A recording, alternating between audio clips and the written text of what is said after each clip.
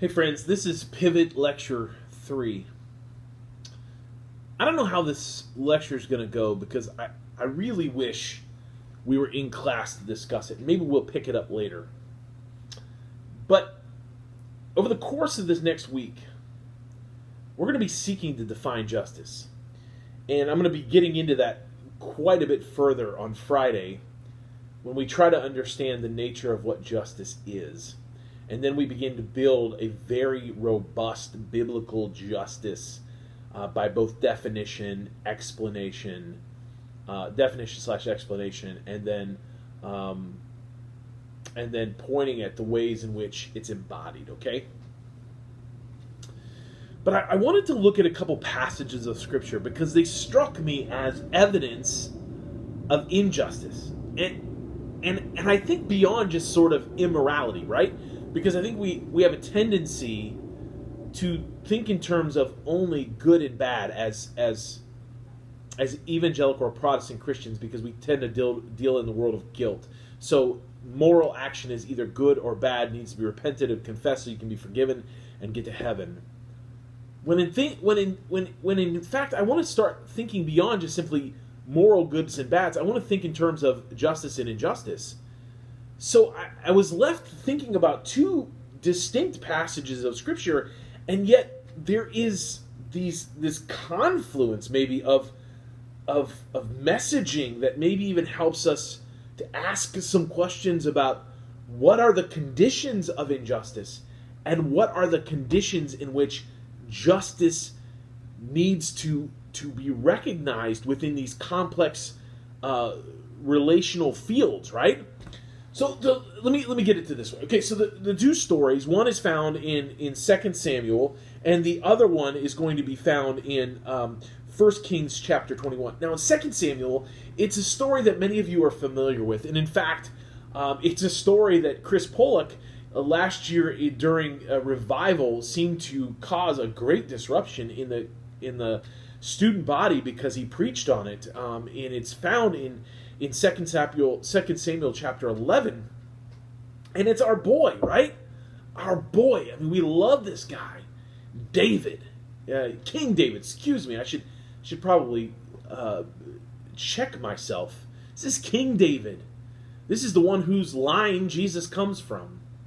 This is the man after God's own heart.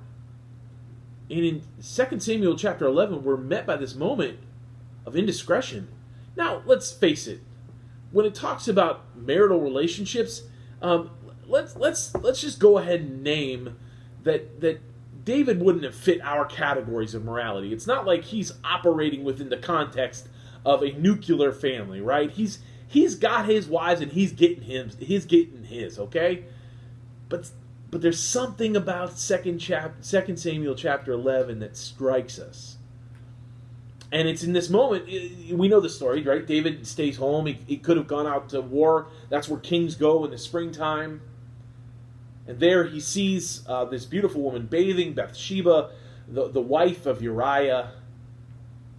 He calls for her. She comes. He sleeps with her, impregnates her, finds out he's impregnated her, then calls Uriah back from the battlefield, tries to coerce him or dupe him into sleeping with his wife, which he refuses because he's a man of honor and he didn't want to discredit his own soldiers by doing what they were unable to do while they were out there in battle.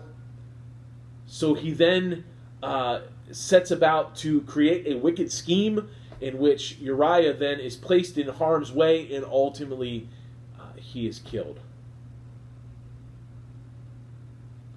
From a moral standpoint, it's just bad. Like, it's bad. That's bad mojo right there, right? It's bad action. But I think it's more than just morally corrupt. I think it's unjust. My question for us, and here's what I want you to wrestle with, maybe even write down some thoughts. What are the conditions that make this particular incident unjust? What are the factors that would categorize this as an unjust action that then draws in all of this relational web in which an entire group of people are impacted by not simply moral indiscretion, by an unjust action. And what would be required to restore justice on this account? Maybe that's another thing you need to write down. What would be required to restore justice in this account? What are the relationships and the people necessary to take this corrupted, perverted reality and redeem it? Understanding that full redemption is impossible because Uriah is dead. But then I want to look at a not-so-favorite king and recognize that the same factors are at work in this story as were in work in our favorite king story. The king is Ahab. We don't like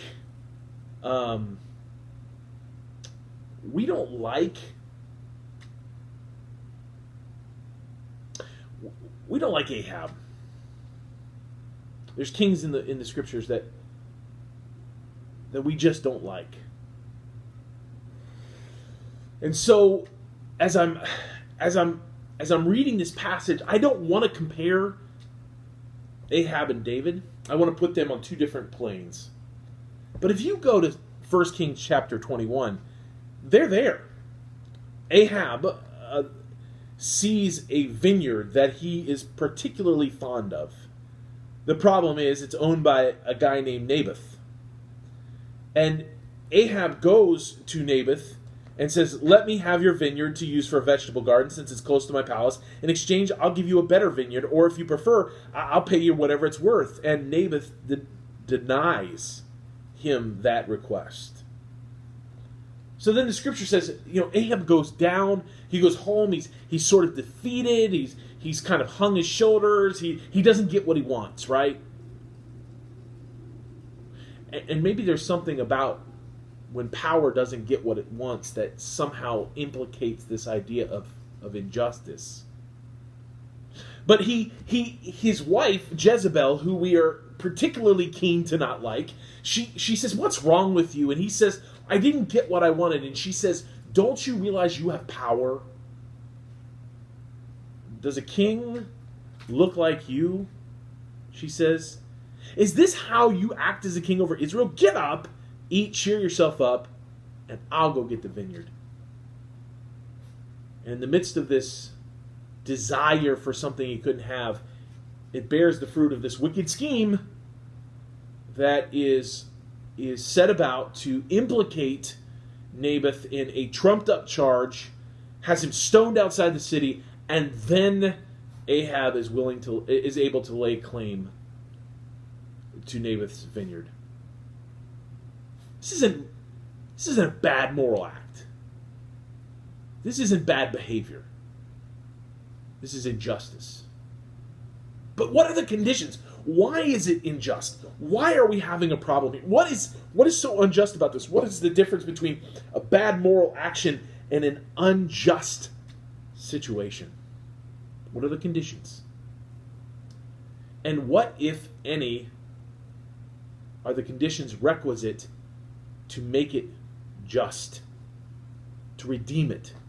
Can it be redeemed? Who are the actors that would be requisite? And why do we remember David different than Ahab and Jezebel, even when it comes to these particular stories of injustice, their stories aren't all that different? How do we remember, why do we remember certain actors in these stories differently, given the nature of injustice, justice, and redemption? So let's process that, because I think we have to look into deeply and try to understand from whence does injustice emerge? Where does it come from, and where does it go through? And so let's settle into that. Let's recognize the depth of this as we move into this last lecture, in which we're going to ask a series of questions.